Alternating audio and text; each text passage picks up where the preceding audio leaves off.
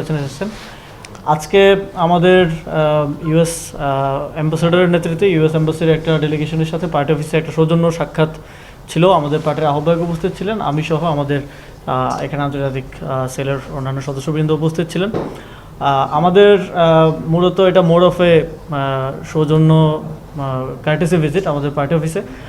এর আগেও US অ্যাম্বাসির political secretary আমাদের পার্টি অফিসে ভিজিট করেছেন এবং আমাদের সাথে বিভিন্ন বিষয় নিয়ে আলোচনা করেছেন। আজকে আমাদের বাংলাদেশের বর্তমান সাম্প্রতিক রাজনৈতিক পরিস্থিতি নিয়ে আলোচনা হয়েছে এবং আমাদের কিছু ইউএসের সাথে বাংলাদেশের সম্পর্ক নিয়ে কিছু রিভিউ যেটা চলে আসছে, এই সম্পর্ক দীর্ঘদিনের রিভিউ হয়েছে এবং আমাদের যেই রিফর্ম ইনিশিয়েটিভ, যেটা আপনারা জানেন যে রিফর্ম নিয়ে এখন আমাদের দল সংসদে এবং সংসদের বাইরে আমরা কাজ করছি। যেই গণভোটে জনগণ যে রায় দিয়েছে সেটা বাস্তবায়নের জন্য একটা বেটার ডেমোক্রেটিক কান্ট্রি হিসেবে একটা নতুন বাংলাদেশ বিনির্মাণের জন্য আমরা কাজ করছি। সেই বিষয়ে খুব বিশদ আলোচনা হয়েছে ডেলিগেশনের সাথে এবং কিভাবে এই রিফর্ম ইনিশিয়েটিভকে দেশের জন্য আরও ভালোভাবে কাজে লাগানো যায় এবং ইমপ্লিমেন্ট করা যায়। এখন তো ইমপ্লিমেন্টেশন নিয়েই আসলে পুরো বিষয়টা চলতেছে এবং সরকার একটা সংবিধান সংশোধন কমিটিও করেছে যেখানে বিরোধী দল এবং আমরা অংশগ্রহণ করি নাই। তো সব কিছু মিলে এই বিষয়ে আলোচনা হয়েছে। এর বাইরে সবচেয়ে বেশি আলোচিত আপনারা জানেন যে ট্রেড এগ্রিমেন্ট, যেটা বাংলাদেশ ইউএসএ, সেটা নিয়েও কিছু আলোচনা হয়েছে এবং সর্বোপরি এনসিপির কার্যক্রমের বিষয়ে এনসিপি কীভাবে বাংলাদেশের রাজনীতিকে সামনের দিকে দেখছে, এনসিপির কী লেন্সে গ্লোবাল পলিটিক্সকে দেখছে, ইউএসএর সাথে সম্পর্ককে কীভাবে দেখছে, এই বিষয়ে তারা জানতে চেয়েছেন এবং আমরাও তাদের ভিউ টুয়ার্ডস বাংলাদেশ কীরকম এই বিষয়ে কিছু ভিউজ আমরা এক্সচেঞ্জ করেছি। মোটামুটি এই বিষয়গুলো নিয়ে আলোচনা হয়েছে এবং উভয় পক্ষই সামনের দিনগুলোতে বাংলাদেশের প্রসপারিটির জন্য বাংলাদেশ এবং ইউএসের সাথে ইউএসের মধ্যে একটা বেটার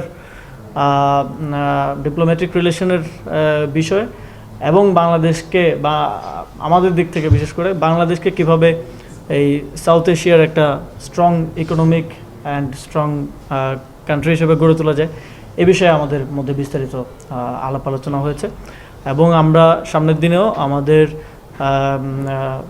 আজকে যারা ডেলিগেশন আসলেন ইউএস এম্বাসি সহ আরও বিভিন্ন দেশের যারা বাংলাদেশ এম্বাসি আছেন এবং যারা বাংলাদেশের প্রসপারিটি, বাংলাদেশের সাথে গুড রিলেশন তৈরি করতে চান এবং আমরা তাদের সাথে আমাদের এই সম্পর্ক সামনের দিনে আরও কীভাবে ভালো করা যায়, আরও কীভাবে মোর ইন্টারেক্টিভ করা যায়, সে বিষয়ে সামনের দিনে কাজ করে যাব আর কি। আপনাদের কোনো প্রশ্ন থাকলে করতে পারেন। জি, আমার একটা প্রশ্ন আছে। আমার নাম আহমেদ রেজা, আমি যমুনা টেলিভিশনে কাজ করি। আপনারা দুইটা বিষয় বলেছেন, একটা বিষয় হচ্ছে যে ট্রেড এগ্রিমেন্টের বিষয়ে, আর হচ্ছে যে জুলাই সনদ বাস্তবায়নে আপনাদের রূপরেখা। দুটো বিষয় যদি ক্লিয়ার করতেন। আলাউদ্দিন ভাই যেটা বলছিলেন ওনার কথার রেস্টটা একটু টানি যে ট্রেড এগ্রিমেন্টটা নিয়ে কথা হয়েছে, কিভাবে বাস্তবায়ন হবে সেটি। সো এই ট্রেড এগ্রিমেন্ট হওয়ার আগে কি আপনাদের সাথে কখনো আলোচনা হয়নি এটি নিয়ে? মার্কিন দূতাবাসের এর আগে আমরা অনেক রাজনৈতিক দলকে বলতে শুনেছি যে এই ট্রেড এগ্রিমেন্টটা হওয়ার আগে এনসিপি সহ, জামাত সহ, বিএনপি সহ সবার সাথে আলোচনা হয়েছে। ফলে তারা যে স্টেটমেন্টটা আপনাদেরকে নিয়ে দিয়েছে সেটা সঠিক, নাকি আপনারা বলছেন যে আজকেই প্রথমবারের মতো এগ্রিমেন্ট নিয়ে মার্কিন দূতাবাসের সাথে কথা হলো? না, ট্রেড এগ্রিমেন্ট হওয়ার আগে আমাদের কোনো আলোচনা হয়নি এবং এটা এর আগে আমরা কয়েকবার এখানে প্রেস ব্রিফিংয়ে আমার মনে আছে আমি 2বার অন্তত পরিষ্কার করেছি আমাদের আলোচনা হয়নি এবং আমরা এই বিষয় নিয়ে অন্তর্বর্তী সরকারকেও এবং আমেরিকান এম্বাসিকেও তাদেরকেও বারবার আমরা পরবর্তীতে যখন এটা নিয়ে আলোচনা হয়েছে আমরা বলেছি যে ইউ শুড হ্যাভ আমাদের সাথে আলোচনা করাটা প্রয়োজন ছিল আর কি অ্যাজ এ স্টেক হোল্ডার। তো এটা আলোচনা হয় নাই এবং আজকে প্রথম হয়েছে এরকম না, এর আগে বিভিন্ন ইন্টারাকশনে ইনফর্মালি আমাদের মধ্যে এই বিষয়টা নিয়ে হয়তো আলোচনা হয়েছে, মিটিং হয়েছিল আপনার। হ্যাঁ, এবং তাদের পলিটিক্যাল সেক্রেটারি এসেছিলেন আমাদের অফিসে এর আগে, তখন আমাদের মিটিং হয়েছে এবং আমাদের মধ্যে আমরা এটা নিয়ে একটু পড়াশোনা করার চেষ্টা করেছি, নিজের একটু আন্ডারস্ট্যান্ডিং করার চেষ্টা করেছি যে কোনটা বাংলাদেশের জন্য ভালো খারাপ বিস্তারিত। আমরা দেখছি যে অনেকেই টিভিতে টকশোতে বিভিন্ন জায়গায় হয়তো না পড়ে না বুঝেই অনেক ধরনের কমেন্ট করতেছেন, অনেক ধরনের প্রোপাগান্ডা হচ্ছে, অনেক ধরনের এটা নিয়ে সত্য মিথ্যা অনেক কিছু মার্কেটে আছে। বাট আমরা একটু নিজেদের মধ্যে বোঝাপড়া করার চেষ্টা করেছি আর কি, নিজেরাও ওয়ার্কশপের মতো করেছি টু বেটার আন্ডারস্ট্যান্ড অ্যান্ড আমরা যেই যেই জায়গাগুলোতে মনে হয়েছে যে ক্লিয়ারেন্স দরকার আমরা তাদেরকে কোশ্চেনও করেছি অ্যান্ড তারা সেভাবে সেটার উত্তর দিয়েছে আর কি। আর জুলাই সনদ বাস্তবায়নে কোনো ধরনের সুপারিশ বা মতামত কি আপনারা তুলে ধরেছেন?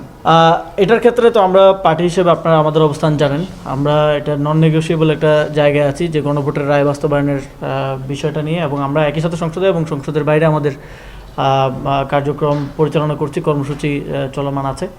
তো আমরা তাদেরকে জানিয়েছি যে এটার জন্য